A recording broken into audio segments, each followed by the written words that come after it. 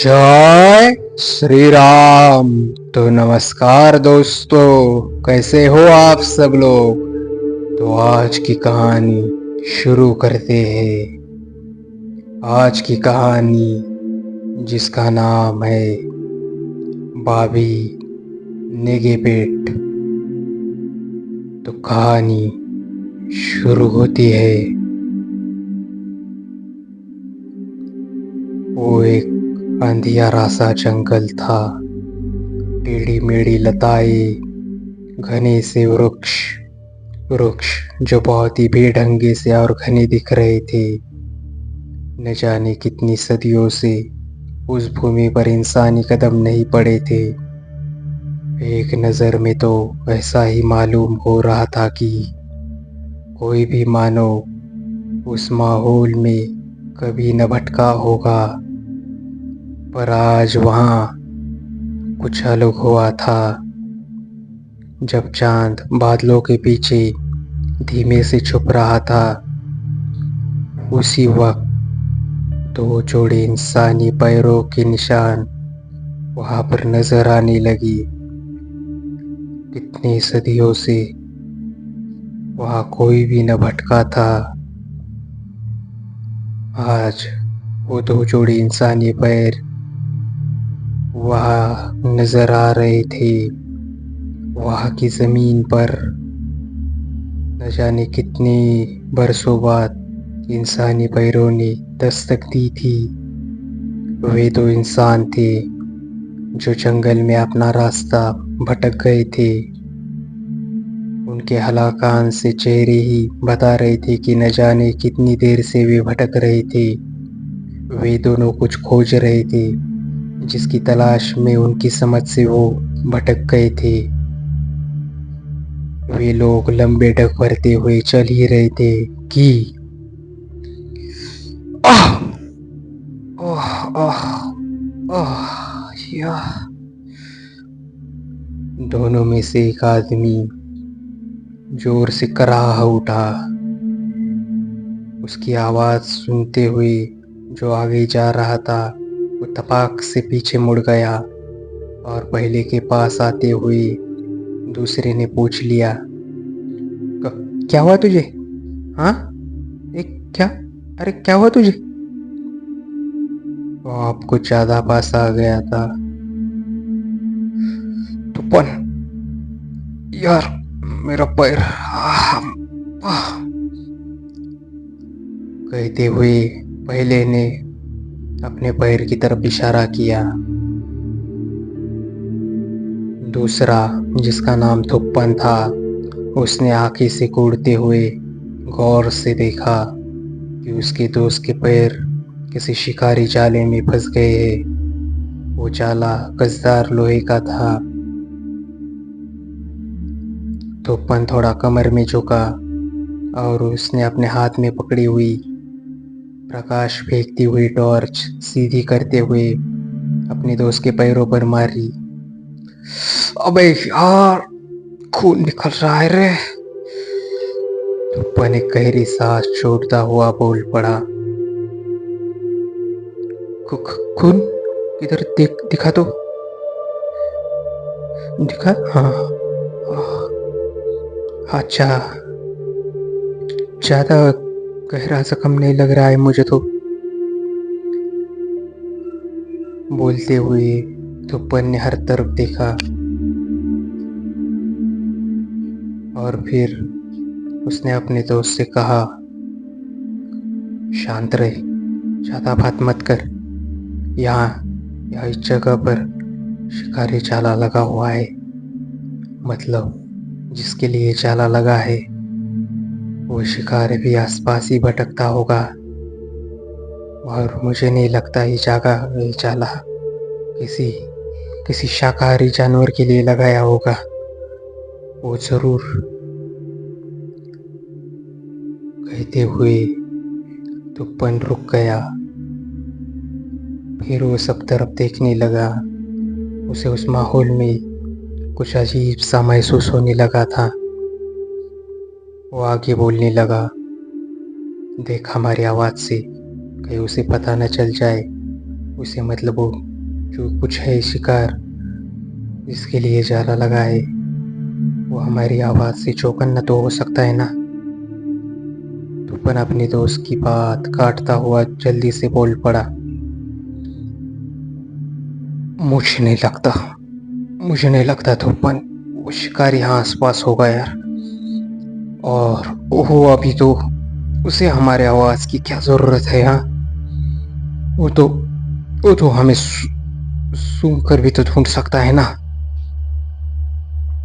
कहते हुए तूफान का दोस्त कराहता हुआ जमीन पर बैठ गया और वो उजाला निकालने लगा। तुम इतने यकीन से कैसे कह सकते हो कि वो शिकार यहाँ आसपास भटकता नहीं होगा, हाँ? तूफान ने संशक नजरों से देखते हुए उससे पूछा। हम भूल गया तू कौन हूं मैं? अपनी दाई भौं ऊपर करते हुए थुप्पन का दोस्त बोल पड़ा। थुप्पन अपने दोस्त की तरफ देखने लगा। उसका दोस्त जिसका नाम विरूपाक्ष था, विरूपाक्ष का पैर बुरी तरह से जख्मी हुआ था और वो अभी जाला खोलने की कोशिश कर रहा था। विरूपाक्ष इस जंगल के बारे में बहुत सी बातें जानता था। वो इसी जंगल के पास के एक गांव से था, ऐसा उसने थुप्पन को बताया था। उन दोनों की कॉलेज की पढ़ाई 2 सालों पहले ही पूरी हो चुकी थी। दोनों भी नौकरी की तलाश में दर बदर भटक रहे थे। बात सरकारी नौकरी की थी ही नहीं। वे इस हालात में थे कि उन्हें कोई भी नौकरी चल जाती, पर स्किल ना होने की वजह से उन्हें कोई भी काम पर नहीं रख रहा था। दोनों को पैसों की सख्त जरूरत थी। वे पैसों के लिए कुछ भी कर सकते थे। इसी हालात में वीरू ने थुप्पन को बताया कि उनके गांव के पास एक बहुत पुराना जंगल है। जंगल जिसके संघन इलाके में ज्यादा कोई भी नहीं भटकता। वहाँ सदियों पहले समुद्री डाकुओं ने बहुत सारा लूट का खजाना छुपा दिया था। लोगों का कहना है कि उस जगह की रखवाली कोई मांत्रिक करता था और अभी भी कोई मांत्रिक उस जगह पर घूमता है। मांत्रिक जिसकी उम्र हजारों साल पुरानी है। वो मांत्रिक कभी उन समुद्री लुटेरों से जुड़ा हुआ था। वे लुटेरे हमेशा उस मांत्रिक के पास आते और अपनी लूट का माल उसके पास छुपा देते। इस तरह से वो उसके साथ जुड़ सा गया था। ऐसा कहा जाता है कि वो मांत्रिक श्रापित है जो अभी भी जंगल में घूमता है। श्रापित मांत्रिक जिस गुफा में रहता है वहाँ ढेर सारा सोना है। ये सारी बातें विरूपाक्ष इसलिए जानता था कि उसे गढ़े इतिहास में बहुत रुचि थी। उसे ऐसे प्राचीन बातें पता होती थी जो प्राचीन बातें किसी पुरानी किताब में भी ना मिलती। इसलिए तो उसने थुप्पन से अभी कहा था कि भूल गया कि कौन हूँ मैं। ऐसा उसने इसीलिए कहा था। ऐसा कहते हुए वीरू ने वो लोहे का जाला अपने पैरों से निकाल दिया। वो जाला बहुत पुराने तरीके का लग रहा था। वीरू समझ गया कि ये सदियों पहले का जाला है, यह अभी लगाया हुआ नहीं है। फिर उसने पीठ पर लटकी हुई बैग नीचे उतारी। बैग के भीतर से दवाइयों के साथ पट्टी निकाली जो उसने जख्म पर बांध दी। उसके बाद उसने बैग से एक लंबा सा काला कपड़ा और मोमबत्ती निकाली।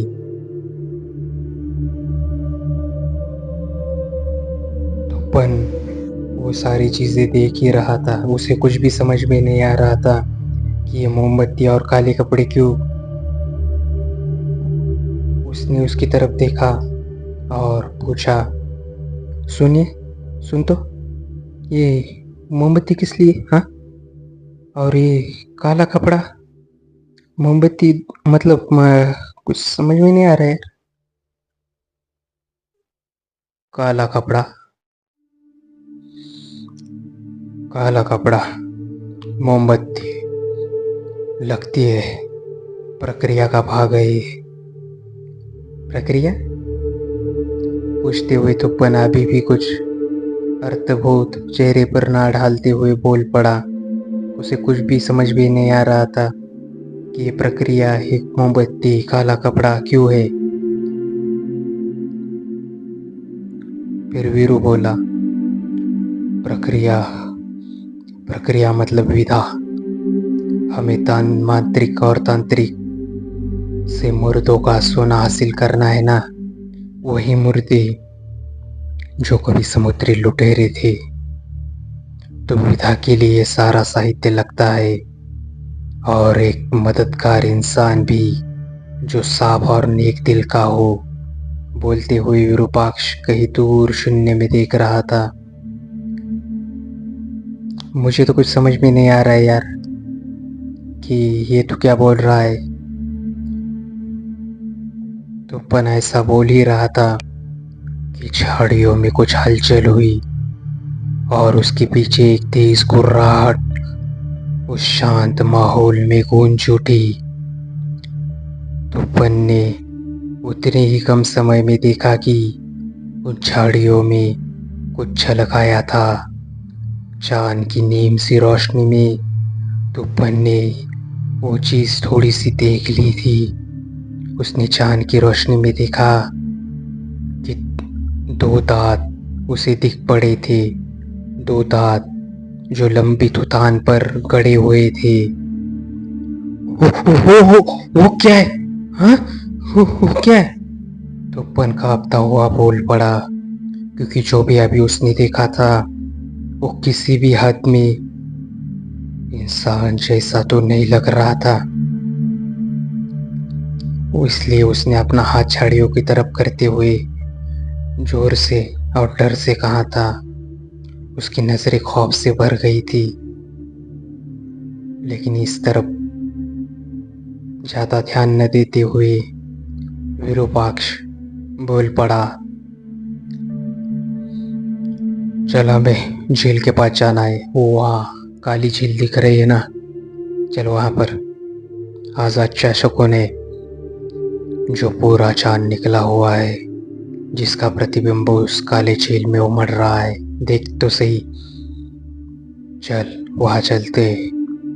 इसी झील के किनारे वो सोना गड़ा है, और कुछ सोना उस गुफा में भी है, जिस गुफा में वो तांत्रिक रहता था हजारों साल पहले, या अभी भी वो रहता है। वो सोना समुद्री लुटेरों का था, और जानता है मांत्रिक ने उन लुटेरों को खाने में जहर देकर मार दिया था, और बाद में इसी काले झील के पास, इसी काले झील के किनारे उन सब लुटेरों को उसने दफना दिया था, और उनका सोना भी उसने यही कहीं काट दिया था। वो सोना ऐसा कोई इंसान निकाल सकता है जो मानवता से भरा हो, जिसका दिल साफ और नेक हो, जैसे कि तू मेरे यार। बोलते हुए वीरू ने तुप्पन की तरफ उंगली करते हुए कहा, मैं पर मैं यहाँ तो बस तेरी मदद के लिए आया था ना। मुझे तो लगा कि तुझे पता है सोना कहाँ है, मतलब हम खोद कर ही निकालने वाले थे ना, ये फावड़ा और कुदली। देख, मुझे मुझे लग देख देख मेरी बात ध्यान से सुन। ये मुझे कुछ ठीक नहीं लग रहा है। वहाँ सोना निकाल लेंगे, बाकी की बातें छोड़ दे यार। मुझे मांत्रिक की कहानी और वो बाकी कहानी नहीं सुननी है, सीधा हम सोना निकाल लेते। तुप्पन कांपते हुए बोल पड़ा। विरूपाक्ष उसे एकटक देखे जा रहा था। तुप्पन ऐसा बोल ही रहा था कि झाड़ियों के पीछे फिर एक बार चरमराहट हुई, जैसे कोई अपने खूर पेड़ों के तनों पर खींच रहा था। छोड़ छोड़ उस आवाज की तरफ ज्यादा ध्यान मत दे और डर भी मत। अब और तेरे भीतर जो आवाजें उठ रही है ना, उसे दबाते हुए मेरी बात ध्यान से सुन। अच्छे रहने से खाली पेट नहीं भरता है, ना ही कोई सम्मान देता है। गरम जेब ही भूख मिटा सकती है और सम्मान और हक दिला सकती है। समझ गया तू? तो सीधा उस झील की तरफ चल और प्रक्रिया में मेरा साथ दे। तो वन ने देखा कि वीरू के चेहरे पर थोड़ी खींच और गुस्सा झलक रहा था।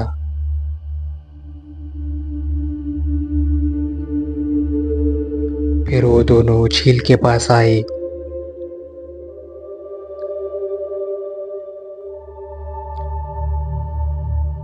फिर वीरू ने अपने बैग से एक चपटी लकड़ी निकाली। वो चपटी लकड़ी उसने पानी पर छोड़ दी। वो चपटी लकड़ी अब पानी पर तैर रही थी।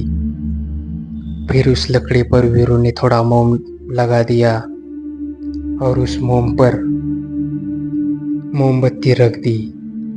मोमबत्ती को उसने आग भी लगाई। वो जलती हुई मोमबत्ती, वो काली झील, ऊपर निकला हुआ चांद, रात का सन्नाटे वाला मौसम, ये सब कुछ बहुत ही अलग लग रहा था। तूफान अंदर से बहुत कांप रहा था। अबे सुन, अब मैं ये काले कपड़े पहन रहा हूँ, तो इस मोमबत्ती की तरफ एकटक देखते रहना। जरा भी मोमबत्ती की लौ से नजरें मत हटाना। ये लौ अगर जरा भी हिलती है, अगर ये लौ जरा भी हिल गई ना, तो अपना थोड़ा सा खून इस चपटी लकड़ी पर रिस देना। समझ गया है तू? ये ले, ये चाकू पकड़, तेरे काम आएगा। और याद रखना, इस लौ को बुझने मत देना। ये हिलेगी, थोड़ा सा हिलेगी, तब अपना खून इस चपटी लकड़ी पर रिस देना। भूलना मत मैं क्या कह रहा हूँ। समझ गया ना तू? कौन? अरे पर ये सब हो क्या रहा है? सुन, मुझे सोना नहीं चाहिए। मैं अच्छी जिंदगी जीना चाहता हूँ यार। सुन, देख मैं जो कह रहा हूँ ना, वो ध्यान से सुन। वहाँ वो झाड़ियों से जो आवाजें आ रही है, उस अंधेरे में वो है। वो कौन? हाँ? तूफान, वो वही है जो हमें उस सोने तक पहुंचा सकता है। सीधे शब्दों में वो एक हैवान है। हैवान जो किसी जंगली सुअर की तरह नजर आता है। मैंने पहने हुए काले कपड़े देखकर वो सुअर जैसी वहशी चीज मेरी तरफ आकर्षित होगी। वो मेरे शरीर के भीतर प्रवेश भी कर सकती है। जब तक मोमबत्ती की लौ चलती रहेगी, तब तक समझ ले मैं जिंदा हूँ। और अगर मुझे कुछ हो गया ना, तो तू भी जंगल से बचकर जिंदा तो वापस नहीं जा सकता है। क्योंकि इस जगह से बाहर जाने का रास्ता सिर्फ मुझे ही पता है। पता है ना तुझे? हाँ, ये जंगल बहुत गहरा है। अभी थोड़ी देर पहले याद है ना हम कैसे भटक गए थे? पर खैर, शुक्र है उस चाले का जो हमें सही मार्ग पर ले आया। वीरू, वीरू, उस चीज का नाम क्या है? हाँ, जिसके बारे में अभी तू बोल रहा था, जो वहां उन झाड़ियों में दबी है, खुरों की आवाज आ रही है। क्या है उस चीज का नाम वीरू? देख, पहले तो डर मत तू। उस चीज का नाम बाबी नेगेबेट है। वीरू ने उस चीज का नाम जोर से पुकारा। उस वक्त वो चीज अपने नुकीले खुरों से जमीन की मिट्टी खोद रही थी।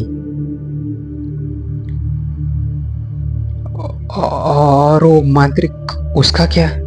हमें तो उसकी तलाश करनी थी ना। इस वहशी दरिंदे को कहाँ बीच में लाए तुम? मुझे सच में बताओ कि ये सब हो क्या रहा है। हम्म? तुप्पन ने वीरू की शर्ट की कॉलर गुस्से से पकड़ते हुए कहा, पर उसके चेहरे पर कहीं भी गुस्सा नजर नहीं आ रहा था, सिर्फ डर ही लग रहा था। ऐसा लग रहा था कि उसके अंदर डर के नीचे बहुत सारा गुस्सा दबा हुआ है। तब तुप्पन के चेहरे पर बहुत ही विकृत भाव नजर आ रहे थे। वो भीतर से पूरी तरह से खींच गया था। अंदर ही अंदर उसे लग रहा था कि उसके साथ धोखा हो रहा है। उसके दोस्त ने उसकी अच्छी नीयत का फायदा उठा लिया है। ओके, बताता हूँ। मेरा गला छोड़ पहले। अब सुन, बहुत सालों से मेरे गांव में एक दंत कथा सुनाई जाती है। दंत कथा भाभी नेगेपेट नाम के वहशी जानवर के बारे में। भाभी नेगेपेट हमारे विचारों पर काबू पा लेता है, और इसीलिए मैं कह रहा हूँ, खुद पर ज़्यादा ध्यान दे। मैं वहां जाऊंगा तो इस मोमबत्ती को ठीक से देखना। तो सुन, भाभी नेगपेट हमारे विचारों पर काबू पा लेता है। हमें रास्ते से वो जल्दी भटका देता है। उन दो दोस्तों की तरह। दो दोस्त थे, उन्हें बहुत सारा खजाना चाहिए था। वो खजाना इस जंगल में गड़ा था। जैसा कि मैंने बताया, कि समुद्री चाचों का सोना था वो, जिसकी रखवाली गहीन नाम का मांत्रिक करता था। मांत्रिक में बहुत मानवता थी, लेकिन एक दिन उसे लालच ने पकड़ लिया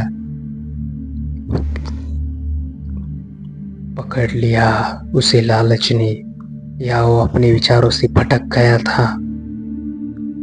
जिस दिन वो भटक गया था, ऐसा कहा जाता है कि उसके कुछ घंटों पहले उसने एक सुअर देख लिया था, जिसके पीछे आखेट करता हुआ शिकारी लगा था। फिर वो दो दोस्त उस मांत्रिक से मिल गए। 2 दिन वो दोस्त उस मांत्रिक के साथ रहे, और 2 दिनों बाद उस मांत्रिक ने उन लुटेरों को मार दिया। अब वो लुटेरे प्रेत बनकर सदियों से यहाँ भटकते हैं। वो मांत्रिक भी उस दिन के बाद ज्यादा दिनों तक जिंदा नहीं रहा, पर मरते वक्त उस मांत्रिक ने एक जंगली सुअर के भीतर प्रवेश किया। ऐसा कहा जाता है कि उस शिकारी ने जिस सुअर को मारा था, वो सुअर उसने मांत्रिक को दिया था, और वो मरा हुआ सुअर 2 दिनों से उसकी गुफा में वैसा ही पड़ा हुआ था। वो सुअर जिसे भाभी नेगेपेट कहा जाता है, वो वही हजारों साल पहले का मांत्रिक है, या वो मरा हुआ सुअर भाभी नेगेपेट था, क्योंकि मांत्रिक भी अपने विचारों से भटक गया था। भाभी नेगेपेट ने उस मांत्रिक को जकड़ लिया, और उस मांत्रिक ने अपने आखिरी समय में उस भाभी नेगेपेट को जकड़ लिया। कहना मुश्किल है, पता नहीं वो मांत्रिक आखिर क्या चीज़ है। मुझे तो लगता है वो चीज़ कुछ अलग ही है, जो अपने शरीर बदलती रहती है। अब वो एक ऐसे सुअर के रूप में है, जो आधा इंसान और आधा सुअर है। वही चीज़ इस सोने की सुरक्षा कर रही है। मैं उस चीज़ का ध्यान इन काले कपड़ों से भटकाता हूँ। तुम अपनी नजरें मोमबत्ती पर रखना। वो जलती हुई लो जलती ही रहनी चाहिए, और जरा भी हिलनी नहीं चाहिए। और अगर वो हिल गई तो, बोलते हुए वीरू रुक गया, और फिर वो वहाँ से उठा और उसी झाड़ियों के पीछे चला गया जहाँ से वो आवाज़ें आ रही थी, जहाँ उन झाड़ियों के पीछे भाभी नेगेपेट था। तुप्पन उस पानी पर तैरती हुई लौ को एकटक घुरे जा रहा था। थोड़ी ही देर में वो लौ हिलने लगी। झाड़ियों के पीछे से बहुत ही रो रो सी आवाज़ें आ रही थी, और उस हिलती हुई लौ को देखते हुए तुप्पन के गले में जैसे हुक अटक गई। वो सोच रहा था कि जब तक ये लौ चलती रहे है तब तक ही वीरू जिंदा है। अगर उसे कुछ हो जाता है तो वो खुद भी नहीं बचेगा।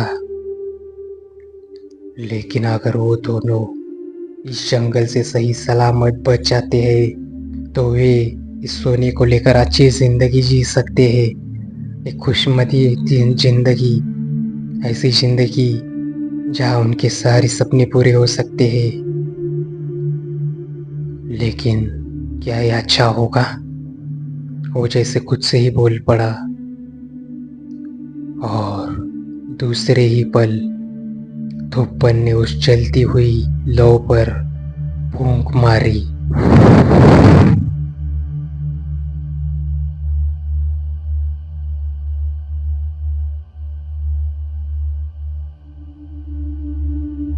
तो उम्मीद करता हूँ आपको ये कहानी पसंद आई होगी।